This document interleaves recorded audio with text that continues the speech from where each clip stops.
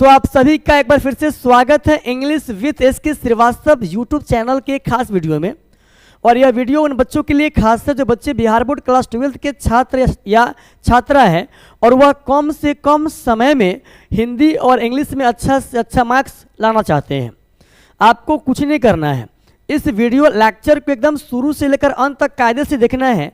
और हम इस बात का गारंटी आपको देते हैं कि अगर इस वीडियो को आप शुरू से लेकर अंत तक देखेंगे तो ये बात आपको खुद समझ में आ जाएगी कि ये सर हम कम से कम समय में मैक्सिमम मार्क्स ला सकते हैं क्लास 12 के एग्जाम में हिंदी और इंग्लिश में, विदाउट एनी प्रेशर, बिना किसी दबाव, बिना किसी प्रेशर के।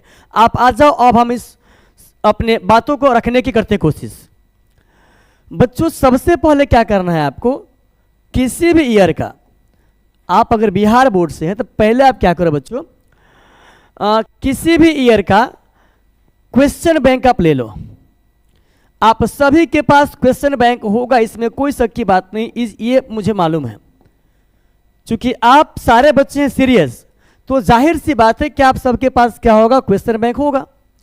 अब आपको इसमें करना क्या है, आपको पता है कि हम पहले बात करेंगे आपसे बच्चे इंग्लिश के सिलेबस पर, और इसके बाद हम बात करेंगे हिंदी के सिलेबस पर, या हिंदी के सिलेबस पर हम बात करेंगे फिर नेक्स्ट लेक्चर में। आ जाओ, कहानी को लेकर आगे आते हैं। आपको पता है बच्चों कि ये आपका पूछता 100 मार्क्स में, ये इंग्लिश का जो आपका एग्जाम होगा वह 100 नंबर का होगा। अरे बोलो ना, हाँ 100 मार्क्स का होगा ये आपका एग्जाम। तो आप देखो इसमें करना क्या है आपको। आपको तो पता है कि इसका जो एग्जाम होता है वह 2 चरणों में होता है, 2 ग्रुप में होता है। फर्स्ट को आप बोलते हो group A, GROUP, group A बोला आपने, और बाद वाले को बच्चों क्या कहा आपने, ग्रुप बी। आई बात समझ में, group A and group B. इसमें यहां से आपका आएगा 50% क्वेश्चन, और यहां से भी आपके एग्जाम में बच्चे क्या आते हैं 50% क्वेश्चन। अरे बोलो ना हाँ। लेकिन आपका जो ये क्वेश्चन है ये आपका ऑब्वियस होगा। ऑब्वियस के बारे में अगर आपसे हम बात करें तो इसको बोलते हैं ऑब्जेक्टिव। ये जो आपका होगा बच्चों क्या होगा, ऑब्जेक्टिव्स होगा इसमें, और इसमें होगा डिस्क्रिप्टिव। डिस्क्रिप्टिव के बारे में अगर हम बात करें तो इसी को आप बोलते हैं क्या, डिस्क्रिप्टिव। इसी को आप बोलते हैं क्या बच्चों, सब्जेक्टिव। ठीक है बच्चों, तो हम थोड़ा से पहले आपसे बात करते हैं किसके बारे में बच्चों, सब्जेक्टिव के बारे में बात करते हैं। और इसके बारे में बात करने के बाद हम कहाँ आ जाएंगे, यहाँ पे आ जाएंगे। एकदम आराम से चीज़ों को देखना है, समझना है। मैंने बच्चों सबसे पहले क्या किया, थोड़ा सा बात करने की कोशिश की आपसे सब्जेक्टिव पोर्शन पे, कि आखिरकार बिना पढ़े कम से कम टाइम में आप मैक्सिमम मार्क्स कैसे ला सकते हैं। हम इसके बारे में आपसे थोड़ा सा जिरह करेंगे, डिस्कस करेंगे। बाकी चीज़ें आपके लिए खुद ब खुद क्या हो जाएगी, इजी होती चली जाएगी। चलिए, सबसे पहली बात तो हमारा ये होगा बच्चों कि 10 मार्क्स का पूछेगा आपसे आपका एग्जामिनर, ऑथर या पोएट के नेम मतलब कि नाम का मैचिंग।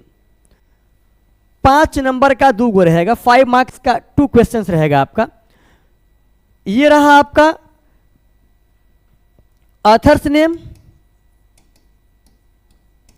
ऑथर्स नेम आपका ये रहा, और यहां रहेगा उनके द्वारा जो उनका फेमस वर्क है, या आप ऐसा बोल सकते हैं फेमस वर्क क्या, यहां पर रहेगा आपका उनके द्वारा लिखा गया चैप्टर्स का नाम। चैप्टर्स का बच्चों क्या रहेगा, चैप्टर्स नेम रहेगा आपका यहां पर। ठीक है, जैसे यहां देगा आपका DH लॉरेंस, LAWRENCE, और यहां देगा आपका स्नेक, SNAKE। तो ऐसे नहीं देगा, वो करेगा क्या कि 5 पोएट या ऑथर का नाम रहेगा, या आपका यहाँ पे कोई रहेगा 5 को, और 5 रहेगा यहाँ पर क्या, उनके द्वारा लिखा गया चैप्टर का नाम, और आपको उसमें करना होता है बच्चों क्या, मैचिंग। आई बात समझ में। हालांकि DH लॉरेंस लिखे हुए स्नेक को तो मैंने यहाँ पे मेंशन कर दिया है, तो 5 नंबर का आपका ये हो गया। और इसी टाइप का 5 नंबर का एक क्वेश्चन आपसे और पूछेगा, समझे। ऐसा हो सकता है कि एक बार पूछ ले आपका पोएट और पोएम, मतलब कवि का नाम और कविता का नाम, और एक बार में पूछ लेगा आपसे कहानीकार का नाम और उनके द्वारा लिखा गया जो कहानी होगा उनका नाम। तो 10 नंबर का आपके एग्जाम में आपका ये आता है, और इसका प्रिपरेशन करना, इसका तैयारी करना बहुत बड़ी बात नहीं है। इस बात को आप मानते हैं ऐसा मुझे लगता है? अरे बोलो ना हाँ। इसमें आप 1 घंटा बहुत हो गया। इसके बाद अगर आपसे हम आगे बात करें बच्चों सेकेंड पॉइंट पर, तो 8 मार्क्स का पूछेगा आपसे। 8 मार्क्स का बच्चों क्या पूछता है आपसे थोड़ा, हाँ 8 मार्क्स का क्या पूछेगा आपसे? एस से पूछेगा, ESSAY, जिसको आप कायदे से बोलते हो क्या? जिसको आप कायदे से बोलते बच्चे क्या? आप इसको बोलते हैं निबंध। ESSAY निबंध पूछेगा, और निबंध लिखने का हम आपको देंगे एक ट्रिक, और वह ऐसा ट्रिक होगा जिस ट्रिक के मदद से जो ऐसे आपको याद रहेगा वही एग्जाम में आएगा। अब आप बोलिएगा कि सर ये तो अपने आप में बदतमीजी हो गया कि हम कोई एक याद करेंगे, 2 याद करेंगे, और ऐसे किसी भी टॉपिक पे आ सकता है। तो ये बात आप ऐसा क्यों बोल रहे हैं कि हम जो कहेंगे, मतलब हम जो याद करेंगे एग्जाम में वही आएगा? तो इसका सीधा सा सिंपल तरीका ये हम आपको चाहेंगे बताना कि हम ऐसा आपको टेक्निक देंगे, हम ऐसा आपको ट्रिक देंगे कि कुछ भी पूछिएगा तो आप उस पर आराम से लिख सकते बिना याद किए हुए, इसमें कोई शक की बात नहीं है। और इस ऐसे पर स्पेशली हम आपको 1 से 2 दिन में एक नया लेक्चर जो एक नया वीडियो जो है बना करके हम डाल देंगे, और उस वीडियो के माध्यम से आपको ये बात समझ में आ जाएगी कि yes sir I know how to write an essay on any topic, कि किसी भी टॉपिक पे ऐसे कैसे लिखना है मुझे इस बात की समझ हो गई। ठीक है, आगे हम बात करते कायदे से। तो 4 मार्क्स मतलब 4 नंबर के आपसे जानते हैं बच्चे क्या पूछेगा? पैसेज या प्रेसियस, पैसेज या प्रेसियस, PRECI। तो आपका 4 मार्क्स का पूछता है पैसेज, और उसी के ऑप्शन में क्या रहेगा बच्चों? प्रेसियस। अगर हम कायदे से बात करें तो इसको बोलते हैं संक्षेपण। आप जानते होइएगा संक्षेपण का मतलब क्या होता है सो, और पैसेज का मतलब होता है गद्यांश। हम दोनों के बारे में आपसे बात करेंगे कायदे से, चीज़ों को आप समझिएगा, बाकी आप खुद समझदार हैं। बच्चों सबसे पहले आप ये समझो कि संक्षेपण का मतलब क्या होता है। मतलब संक्षेपण में होता क्या है? संक्षेपण के बारे में अगर आपसे हम कायदे से बात करें तो वह 10 लाइन का, 8 लाइन का, 12 लाइन का, कोई क्या करेगा, कोई एक स्टोरी आपको दे देगा और बोलेगा कि right the suitable title of this story, या जो कुछ भी रहे वो आपको दे देगा, और इसके बाद में आपको उसका संक्षेपण भी करना रहेगा। तो इस स्टोरी को पढ़ने के बाद में मोरल ऑफ द स्टोरी, मतलब उसका क्या मतलब निकलता है, उसको क्यों लिखा गया है, मतलब उसका जो शीर्षक क्या हो सकता है, तो उसके शीर्षक का नाम आपको देना पड़ेगा। 1 नंबर आपको वहां से मिल जाएगा, और जो बच गया आपका 3 नंबर 3 मार्क्स, उसके लिए क्या करना पड़ेगा आपको? इस स्टोरी को 1/3 में आपको लिखना पड़ता है।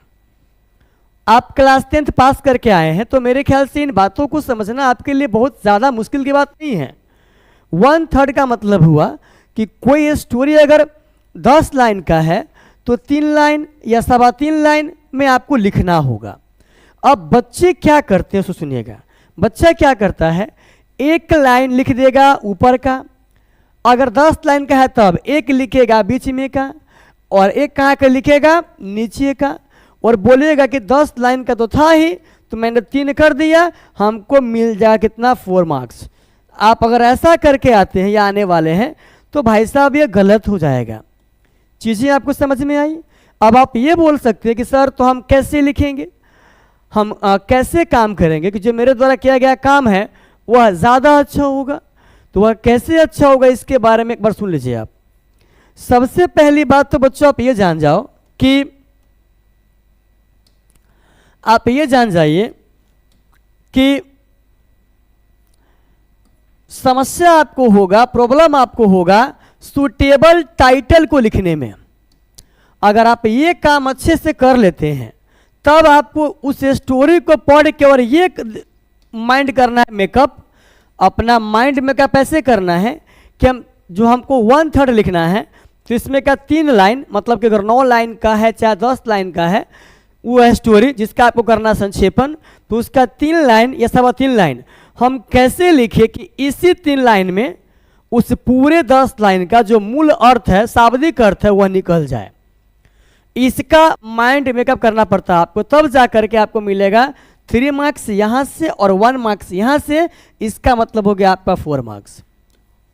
लेकिन अगर ये आपका गलत हो गया तो जो आपका एग्जामिनर है वह 1 नंबर 1 मार्क्स जो है, 1 नंबर जो है अपना मन से यही काट लेगा, तो 4 नंबर के क्वेश्चन में 2 आपका हो गया माइनस। इसका मतलब हुआ कि आपको कितना मिला, सिर्फ 2 मार्क्स मिला। चीजें आपको समझ में आई? अरे बोलो ना हाँ। दूसरी बात आपको यहाँ समझ में ये आने वाली है कि अगर आप ये काम न करके अगर आप बनाते हैं पैसेज, तो यहाँ क्या होगा, यहाँ मिलेगा आपको 4 में 4 नंबर। और जो ज़्यादा अच्छे बच्चे होते हैं वह पैसेज बनाते हैं, वह प्रेसियस क्या करते नहीं बनाते हैं। क्योंकि पैसेज में क्या होगा बच्चों, सो समझिएगा, पैसेज में क्या होगा, सो कोई स्टोरी आपके सामने यहाँ दे दिया, कोई स्टोरी क्या करेगा, आपको दे देगा। उस स्टोरी को आपको करना क्या होगा, अच्छे से करना है रीड आउट, उसको अच्छे से करना है, रीड करना है, अच्छे से पढ़ना है। और 4 क्वेश्चन देगा आपको ऑब्जेक्टिव और चारों का देगा आपको ऑप्शन, समझे। और चारों में से जैसे मान लीजिए कि इसको स्टोरी को आपने पढ़ लिया, पढ़ने के बाद आपको दिया कितना क्वेश्चन, 4 क्वेश्चन दिया, 1 क्वेश्चन आपको दे दिया और इसका दिया 4 गो ऑप्शन। और अब इस स्टोरी के आधार पर इस पूछे गए प्रश्न का उचित आंसर जो है कौन होगा, प्रॉपर आंसर कौन होगा, उसको पढ़िए और उसको कीजिए क्या, टिक आउट। ऐसे में चारों का सही होना, ऐसा होने का संभावना बच्चों बढ़ जाता है। चीजें आपको आई समझ में? और अगर हम इस कहानी को लेकर आगे आ जाए तो कभी कभी क्या होता है उसको गौर कीजिएगा, कभी कभी ऑप्शन वाला आपको नहीं देगा, समझे, और इस स्टोरी से 4 क्वेश्चन क्या करेगा, आपको पूछ देगा और उसका आंसर आपको इसमें से क्या करना है, ढूंढना है, सर्च करना है और उसके नीचे लिखना है, समझे। तो इसका संभावना जो है ज़्यादा होता है कि इसमें आप सही करके आएंगे तो 4 में कितना आपको आएगा, 4 आएगा। अब आपने अब तक कितना समझा बच्चों, आपने समझा 10 नंबर के लेखक के नाम का ए से, इसके बाद 4 मार्क्स का समझा आपने पैसेज या प्रेसियस, और 8 मार्क्स का बच्चों क्या समझा आपने ए से। तो 8 4 12 10 22 इतना हो गया। अब आपसे हम आगे बात करते हैं। एक समरी पूछेगा आपका प्रोज सेक्शन का और एक पूछेगा आपका पोएट्री सेक्शन का। तो हम आपको जो बोल देते उतना ही पढ़ना है, उससे ज़्यादा आपको नहीं पढ़ना है। अगर हम जो बोलेंगे और वही एग्जाम में अगर नहीं रहेगा तो आप जो कहिएगा उस बात को हम मान लेंगे। प्रोज सेक्शन में Bharat is my home, Indian civilisation and culture and I have a dream, तीनों को देख लीजिएगा आप। और पोएट्री सेक्शन में sweetest love I do not go, song of myself, और तीसरा बच्चों द सोल्जर। आप इस तीनों को देखिएगा, एक आपको यहाँ से आ जाएगा और एक आपको यहाँ से आ जाएगा, तो 5 5 कितना हो गया, 10 हो गया। हम फिर से बोल रहे हैं बच्चों, इसमें क्या करना है आपको, जो आपका पोएट्री सेक्शन है POETRY, पोएट्री सेक्शन का जो आपको ऑब्जेक्टिव हो समरी होगा, इसमें sweetest love, song of myself और द सोल्जर। आप ये देख लीजिए 5 मार्क्स आपका यहाँ से आ जाएगा। और Indian civilisation and culture, Bharat is my home and I have a dream, इसको देख लीजिए 5 आपका यहाँ से आ जाएगा। मतलब 5 5 10 आप 22 32 आपका हो गया। बच्चों एक छोटी सी बात आप समझिएगा, स्टोरी ऑफ इंग्लिश में पूरा मिलाकर के 4 से 5 या मैक्सिमम 6 क्वेश्चन बनता है, जिसमें से आपको 4 क्वेश्चन को बस याद करना है या समझना है। पहला कि right a short note on old English, दूसरा मिडिल इंग्लिश, तीसरा मॉडर्न इंग्लिश, और चौथा how can you prove that English is a global language. मतलब 4 क्वेश्चन अगर आप अपने दिमाग में सेट कर लिए तो ये 4 में से आपके एग्जाम में क्या होगा, चारों देगा, आपको 2 को लिखना है, 5-5 नंबर में आप 2 को क्या कीजिए, लिख के आ जाइए।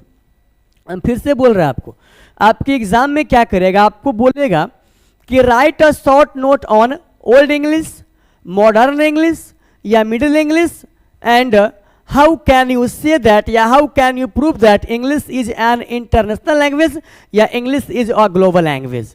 ये अगर 4 आप देख लेते हैं तो 2 को 5 नंबर आपको यहाँ से क्या हो जाएगा, पकड़ा जाएगा।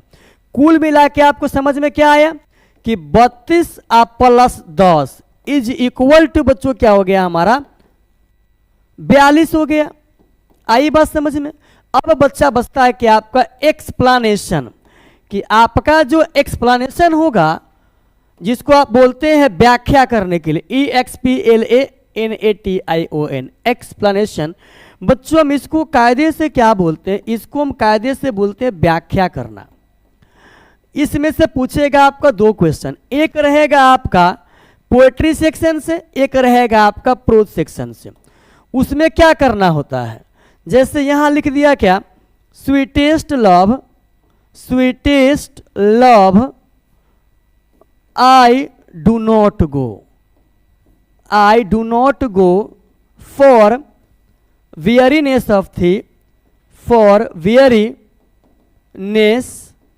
of thee। बच्चों ये पूछ दिया आपको, इसका क्या कहेगा, एक्सप्लेन दिस लाइन्स, कि इन पंक्तियों का व्याख्या करें। तो आपको क्या करना है, यह प्रश्न जो है, यह जो आपका पंक्ति है, यह किस चैप्टर से लिया गया है। तो बच्चों आप जानती हैं लिया गया है sweetest love I do not गो से लिया गया है। तो ये आपको पहले क्या लिखना होगा, this lines have been taken from the poem sweetest love I do not go. इनको किसने लिखा है, तो इनको लिखा है जॉन डॉन ने। तो हम लिखेंगे it has been composed by John Donne. Okay, और अब इसका मीनिंग क्या निकलता है, अब इसका अर्थ क्या निकलता, उसके नीचे आप वो लिख दीजिए। अब आप बोलिएगा कि इसका अर्थ सर अगर हमको न समझ में आएगा तब, तो आपको कुछ नहीं कीजिएगा, आप शॉर्टकट में ये कर लीजिएगा कि these lines have been taken from the poem Sweetest Love I Do Not Go and it has been composed by the poet John Donne and according to these lines he wants to say that sweetest love I। ये पूरा note कर दीजिएगा आप, यही बात क्या कीजिएगा, पूरा नोट कीजिएगा। अगर याद न रहेगा तब, अगर याद आपको रहेगा तो इसका मतलब क्या निकलता है, इसमें जो आपके पोएट है, the poet mean to say that, यहाँ पर पोएट का मतलब ये कहना चाहते हैं कि प्राण से प्यारी प्रियतमा मैं न चाहता, आप ये मत समझिएगा कि मैं आपसे उब गया हूँ या मेरा मन आपसे भर गया है, मैं आपसे थक गया हूँ और इसलिए मैं आपसे दूर जा रहा हूँ। I am not tired of you and just because of it I am going to far away from you, you don't have to think like that. आप अगर चाहें तो इस तरीके से आप ऐसा मेंशन कर सकते हैं। या हम एक बार फिर से बोल रहे हैं आपको, अब अगर हम होते तो हम इसका व्याख्या कैसे करते, हम इसका व्याख्या करते कि these THESE these lines have been taken from the poem Sweetest Love I do not go। पर अगर आप चेंज करेंगे और लिखेंगे it has been composed by the poet John Donne।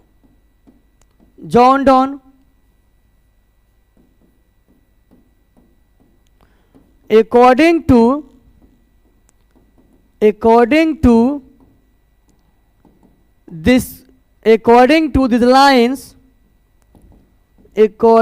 these lines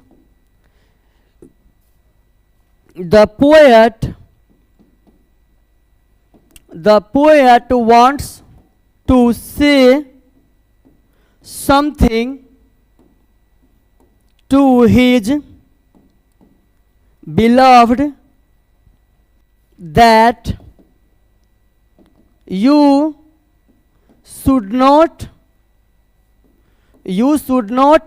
think like that. I am tired of you, and just because of it, I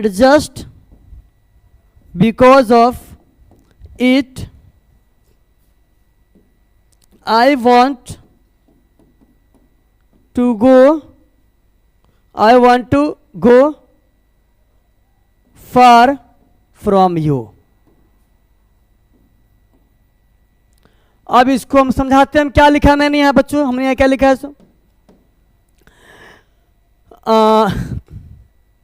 this lines, यह पंक्ति have been taken from, लिया गया है the poem sweetest love I do not go, इससे इसको लिया गया है.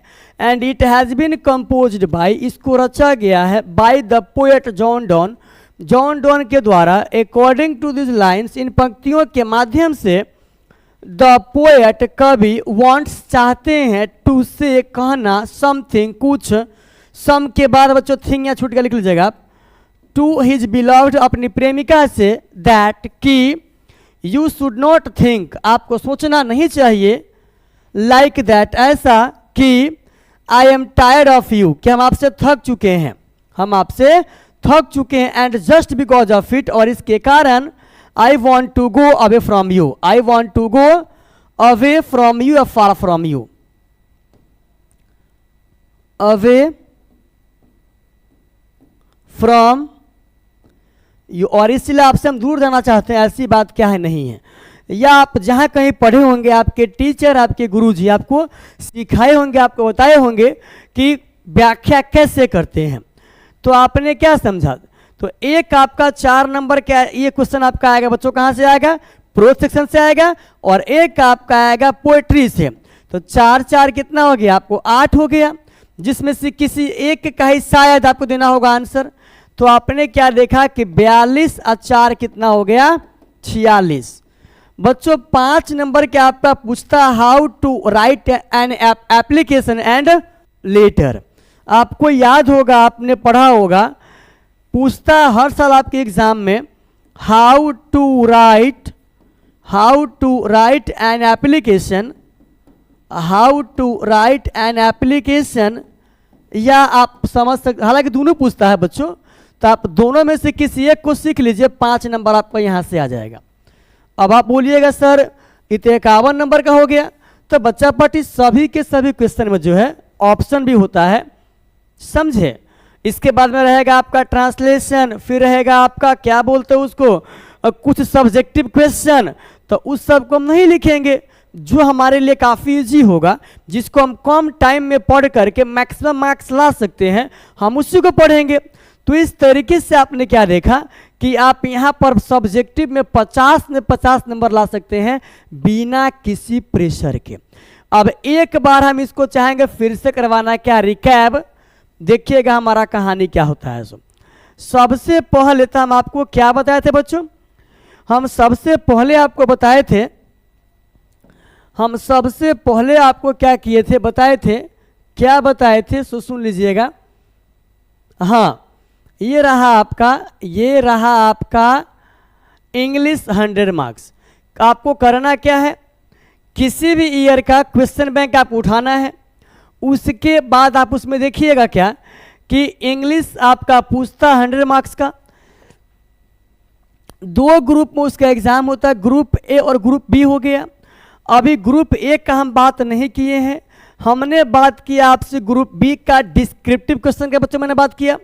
अब डिस्क्रिप्टिव क्वेश्चन का मैंने आपसे बात किया, तो इसमें हम बात करते हैं कि इसका मतलब होता है सब्जेक्टिव. अब सब्जेक्टिव वाला टाइप में आपसे क्या क्या पूछेगा. सबसे पहले बच्चों ध्यान में आपको क्या रखना है, 10 मार्क्स का आपका आता है ऑथर्स के नाम का मैचिंग, लेखक के नाम का मिलान चिन्ह, 5 नंबर पोएट्री सेक्शन, 5 आपका आएगा प्रो सेक्शन से, तो आप उसको लिखिएगा, 5 आपका वो हो गया. 8 नंबर का आपका आता है ए से, जिसको आप बोलते हैं निबंध, आप उसको लिखिएगा. निबंध का आपको हम ट्रिक देंगे, वह ट्रिक आपको हेल्प करेगा कि किसी भी टॉपिक पे आप ऐसे कैसे लिख सकते हैं. इसके बाद 4 का पूछेगा आपसे पैसेज या प्रेसियस, गद्यांश या संक्षेपण, आप उसको देख लीजिएगा कैसे बनाना है, वो आपको बोलवे किए हैं। इसके बाद बच्चों क्या करना है, ये तो आपका हो गया स्टोरी वाला कि पैसेज या प्रेसियस पे आप कैसे काम करेंगे। सो और अगर हम इसके बाद आगे बात करें तो आपने देखा ये तो हमारा हो गया है। हाँ, इसके बाद आपका क्या है बच्चों, एक्सप्लेनेशन है, एक्सप्लेनेशन जिसको आप बोलते हैं व्याख्या करना। 4 नंबर का आपको ये आता है जो आपको हम करके दिखाए हैं।